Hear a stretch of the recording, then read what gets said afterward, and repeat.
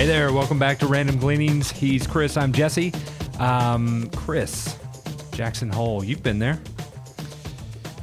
Cool place. Very cool place. Probably cooler without economists, I would think.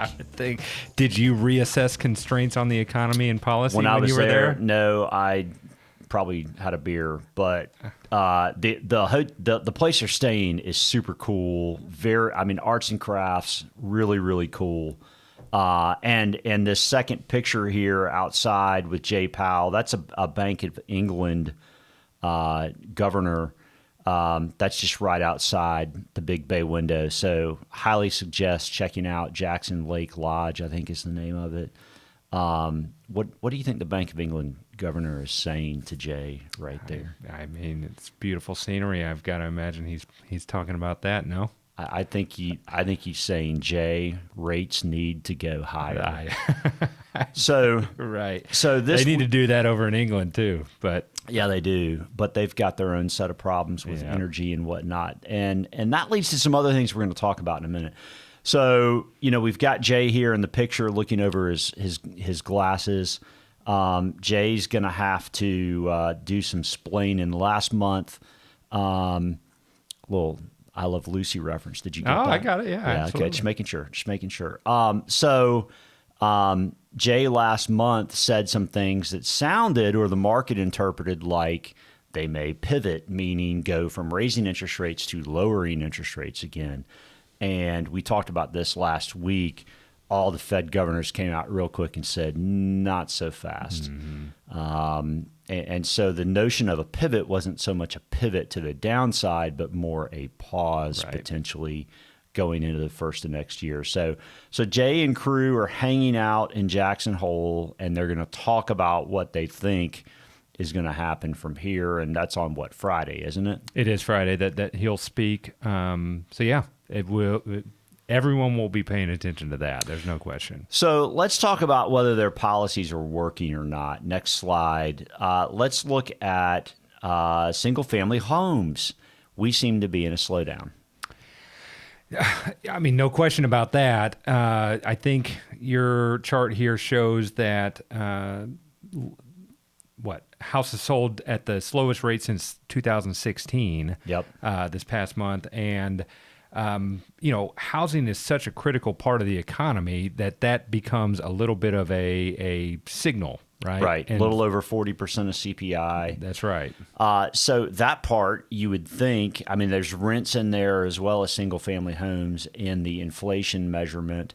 So you would think at least the housing part of the 40% from housing, or at least the single-family home side, is it's slowing, so that should be. I've done some reading on that topic, and home prices, just like buying a home, is such an emotional thing. And if you've been looking at Zillow and seen your home go up 40% in value, you think that you deserve that, right? And unless you have to move, you can kind of sit there and just demand that price. At some point, that will start to tick down if you desire to move. And of course, if you have to move, there's a new reality out there. Right. If you it's gonna. Not only are you gonna have to. You may buy your house at a cheaper price, but you're gonna have to pay more towards your mortgage, et cetera. That's the difficulty. So let's look at new home sales in a different chart, but the same kind of deal. What you'll see here in this chart is, this level of pullback in new home sales decline usually has been at or near the beginning of a recession. Yeah, and again, technical recession, negative quarters of GDP. Actual recession is now, I think, how they're kind of framing what is maybe still anticipated. The idea of a soft landing is maybe increased a little bit, but this is not a good sign for avoiding recession necessarily. But still, you've got the Fed over here dealing with a completely overstimulated labor market. You put all this money out there for, from 2010, basically coming out of the great financial crisis until now. We're just going to keep stimulating and stimulating and stimulating. And no, we don't expect inflation. And God almighty. And homes are just one of those assets that obviously got inflated dramatically, Yeah. because of free money and fast flowing money. If you have free money, there's no way equities don't potentially get a little long in the tooth. There's no way home sales don't get maybe a little long in the tooth. And I don't think we have this chart, but something that I read and I know we talked about a little bit is of home purchases over the last 12 months, or maybe it was in 21, 33% were bought by investors. Yeah. So, I mean, to your point, free money means also no deposit interest rate at the bank. If you've got a stash of cash, you can go buy it and Airbnb it or whatever. So some of the dynamics of housing have changed dramatically in the last couple years. I think the level of stimulation has led us potentially from, we talk about first world problems sometimes. And I think we've maybe gotten into some super first world problems, meaning you've had in the real estate market, for example, investors buying up properties, like a third, like you said, a third of properties with no intention of ever living in them. Right. Renting them, Airbnb-ing them, verboing them, all sorts of different mechanisms. But with a housing shortage, that doesn't help. It doesn't help. And the housing shortage, obviously, again, compounded by the idea that from 2010 to 2020, less homes were built in that decade than any decade since 1950. So we're just kind of behind. So, affordability right now is really down. And a guy that we've looked at a couple times before, Charlie Bolello, has an interesting tweet on this topic. In January 2021, the 30-year mortgage rate was 2.65, and average new home price in the U.S. was $401,700. Today, the 30-year mortgage rate is 5.65, and average new home price is $547,000. Assuming a 20% down payment, that's a 95% increase in the monthly payment. And then you can see his next thing doesn't even include, kind of the escrow stuff, right. Insurance and taxes and whatnot. So effectively, $1,300 more a month. For most people, that's just not going to happen. Can't swing it, right? And from a trade up standpoint, the thing is, and if there's a silver lining to all this, right, it's that if you have a mortgage, a fixed rate mortgage or no mortgage, that's set in place, then that level of inflation or that aspect of inflation really isn't touching you. I've got some stats on that. In 2008, 50% of homeowners had a adjustable mortgage. Right. Okay. Now, 95% of homeowners have a fixed rate mortgage. So, right. and I think it's 73% of homeowners have a mortgage under 4%. Right. So, to your point, there is some silver lining in home ownership right now. If you own a home, because that cost is fixed, that it should, if you get increases in wages and everything else along the way, that's going. You got more discretionary income, right? That's right. And so that's a good thing. It's more on the new home buyers that's tough. So, yeah. Okay, so we've got some interesting things coming from Uncle Sam, from President Biden, the Inflation Reduction Act. As you can see here, Joe's saying Inflation Reduction Act does many things. Does it cure inflation, though? There's going to be some debate on that for sure. What I've read says it cures things, from a green standpoint more, 2023 to 2025. I have some friends in the construction industry that share that's a little bit optimistic in terms of time. And the challenge is what gets adjusted under the surface. The initial estimates I've read, though, say that it raises about $740 billion in new revenues to the IRS. But next chart or picture, it appears we may be on the verge of student loan forgiveness at $10,000 per person. That is a $300 billion cost. So I guess we're netting a little bit to the positive as a country.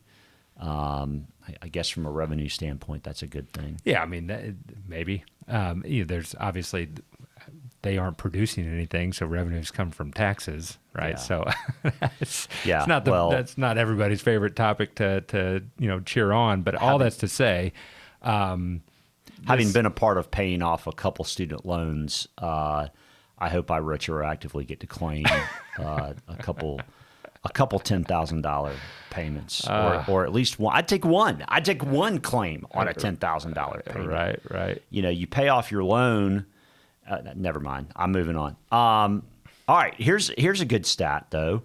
From a college standpoint, college tuition prices don't seem to be going up quite as much as inflation itself. That's the first time that's happened. Yeah, in a while. at least in the last year, that's pretty wild. Maybe schools have decided if the government's going to pay for it, they've got to get some money while they can, and they're lowering their prices. I don't know, but Yeah, our buddy Willie Delwich said inflation is so hot that not even college tuition prices can keep up with it. that's pretty wild. Yeah, it is Pretty wild. Okay, next chart. So the dollar has been on fire, other than the fact that there may be blackouts in Europe this winter. Sure does look like a good time to consider maybe crossing the pond.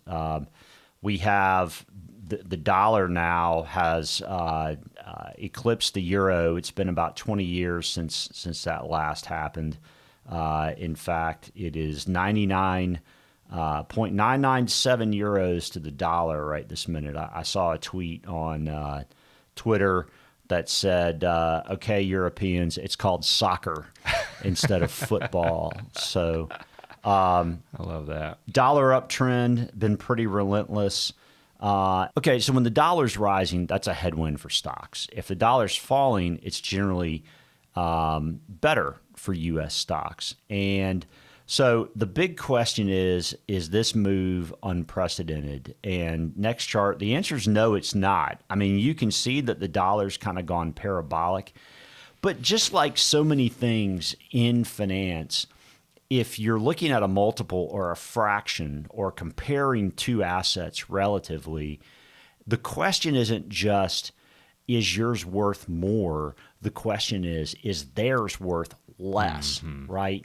So Europe with Ukraine and Russia, I mean, there are a lot of challenges. There's a lot of challenges, right? And they are closer to recession. If either is not in recession at this point, Right. they're definitely closer to recession than we are. So this is a chart of the dollar in the last 5 years. DXY is just a measure of the dollar relative to other foreign currencies. So the chart goes up when the U.S. dollar is gaining strength. And that looks, kind of like a parabolic move, right? But look at it, next chart, look at it in relation to back in 2000, 2001. The dollar relative to the euro peaked about 12% higher than it is right now. Yeah. One, always trying to look for opportunity. I think you've got another chart. And just so people understand, my understanding of this, and correct me if I'm wrong, but is that because the U.S. has such a global footprint from the businesses, at least the largest businesses in this country, that's where a strong dollar is pressure on stocks, right? Correct. Because the exports now are almost untenable for those that are buying outside of this country. Right. And so what does that mean in regards to markets? It may be that there's opportunity beyond our shores. Yeah. Right? So silver lining on all this, coming out of at least the 0102 time period, if you look at the performance of non-U.S., which by the way, the U.S. has outperformed the rest of the world for 13, 14 years straight now. And that hasn't always been how it's worked. In fact, this is a period of time from basically the beginning of 2002 until, call it the end of 2007 about. I think this chart goes through Halloween 2007. But, I mean, the rest of the world outperformed the United States. Okay, so in purple, the MSCI ACWI, the ACWI is the All Countries World Index. Okay, so this is All Countries World X the United States. So this is just everything else besides the United States, was up 132+% in that, call it 5-year time period, 5-6 years. And the United States was up 35. So 35% divided by 5 years. That's 7%, right? But 132 divided by 5 is a pretty slamming number. And it times out pretty nicely with a weakening dollar against those other currencies. So, I'm not, to your point, you just said if Europe's not in a recession right now, they're probably pretty close. Right. I'm not saying we're there yet, but, the opportunity will present itself at some point that says, or that at least likely shows favor in those other domiciles. And there were some interesting things going on in Asia during this time period. China was spending a boatload of money in this time period. So that's worth some part of this chart, right, in purple. But still, you see these pendulum swings beyond this time sample, though, too. There's just been some big pendulum swings where U.S. absolutely dominates, and then times when outside the U.S. beats the U.S. and both can be positive, as is the case in this example. That's right. Yeah. Okay, football's back. There's your boy. It's my boy Dabo. Go Tigers. With the inflation side of things, our friend J.C. Peretz at All Star Charts was talking about chicken wings. One of the things we've heard a lot from one of our strategists up in the Northeast is that food prices are dropping. And as I mentioned before, talked to my Chick-fil-A friends, my Spinks friends, that they're shaking their head. No, chicken's not dropping in price.